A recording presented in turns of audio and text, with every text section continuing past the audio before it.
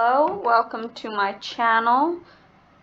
Today in this video I'm going to be going over just how to do retrosynthesis questions. I'm just going to do one practice question, go through it how I go through retrosynthesis questions, and yeah, hopefully this will be helpful for when you're practicing for your organic chemistry midterms or finals.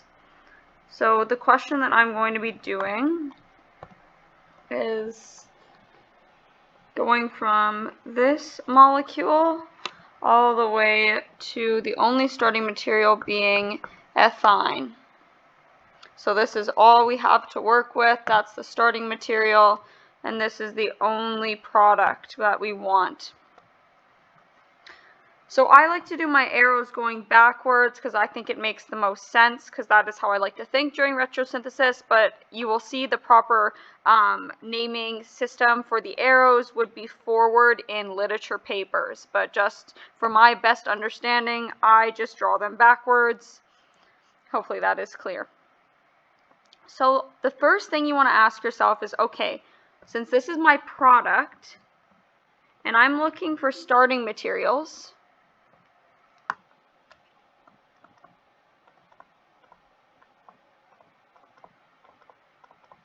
you're going to keep asking yourself, well, what did this molecule come from? So what you want to attack first is functional groups. One, always attack functional groups. Alkanes are the worst. Alkanes are the worst to work with. So we always want to just pick off our functional groups and work with them. So I'm just going to erase that so I have more space. So the first thing I'm going to look at is, okay, well, this is a functional group. This is an epoxide. Okay, well, how did the epoxide get there? Well, we know epoxides can come from double bonds. Practically every functional group and anything you're working with could have come from a double bond. So I always like to form double bonds. So here I'm going to form a double bond. And you always want to count your carbons. So I'm going to go carbon 1, 2, 3, 4, 5, 6, because it's so easy to drop a carbon during retrosynthesis. So I'm just going to make sure I still have 6 carbons. So now I'm going to say, okay, well, where's my functional groups? Again, well, I have a double bond. And then you ask yourself, okay, well, what are my starting materials? Well, my starting material is a triple bond. Well, can a double bond come from a triple bond? Yes. So I'm going to say, okay, well, I'm going to say my double bond came from a triple bond. And then the next thing I'm going to say is, okay, well, I want to break apart this chain. Well, how do I break apart this chain? Well, what if I break this bond, right? Because you want ethine. That's ethine. So why not break the bond between what you want and the rest of the molecule? So I'm going to break this bond. So the next thing you have to do is break apart that molecule. And then you have to decide on partial charges. Well, one of these guys would have had to attack the other one. Okay, so which one attacked whom? It really doesn't matter, but the easiest thing to do here would be make your triple bond a negative charge, because we know we can just make that negative charge using NaNH2. So then we can say, well, this must be delta positive by consequence. And then you must ask, okay, well, how did this get delta positive? Because now this is our starting material, and that's what we wanted. So I'm going to keep working with this guy and say, okay, well, anytime I have a delta positive, I can always just tack on a halogen.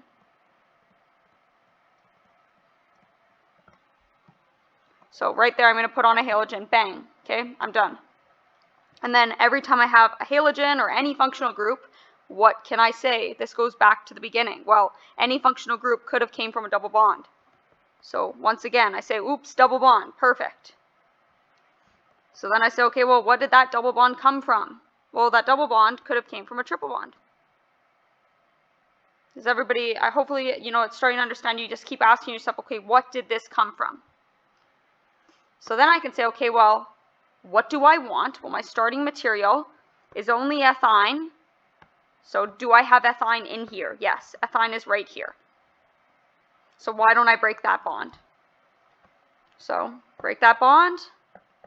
Establish partial charges. We know how to make a triple bond negative. We can make this guy delta positive and say that this triple bond came from just a regular triple bond. We hit it with NaNH2.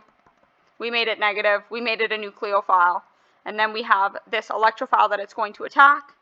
So then we say, okay, well, how do we get the delta positive there? Well, we say, okay, we tacked on a bromine. Sure. Any halogen. Could be a chlorine, iodine. Just any halogen, that's a good leaving group. So then I could say, okay, well, can I get this to a triple bond? The answer is yes, but I can't just jump there right away. I could say, well, it could have came from a double bond. And then I could say, well, that double bond could have came from a triple bond.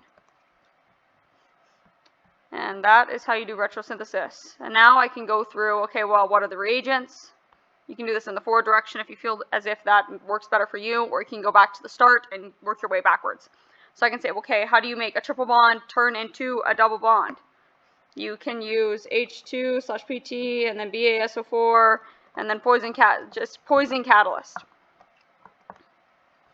And then I can say, because you can't just use H2PT, you need the poison catalyst there because it would reduce it all the way. H2PT would take a triple bond, and if you hit it with just H2PT, it would reduce it all the way to a single bond. You do not want this, okay?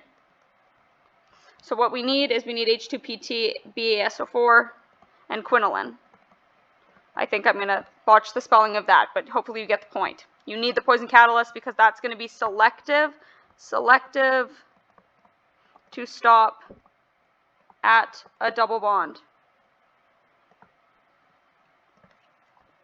So then next I'm going to say, okay, what if I took this double bond, and how do I make this double bond get rid of the double bond and add a bromine? Okay, well, the easiest thing to do is every time you're looking at a molecule, you can say, okay, well, what do I have here and what changed? So right now I have just a double bond with 2 hydrogens on each side. So then what do I have here? So I have 2 hydrogens, hydrogen there, and then I now have a new hydrogen and a bromine. So then you can ask yourself, okay, well, mystery box, what was added? Well, it must be 1 H and 1 bromine. HBr was added. So then I can say, okay, well, how do I make this happen? Well, this just happens naturally because you bring in this triple bond with a negative charge, and it goes 2 in, 2 out, bang. And then you are left with this group. So then this group, to get this back to a double bond from a triple bond, this is just the H2PT with the BaSO4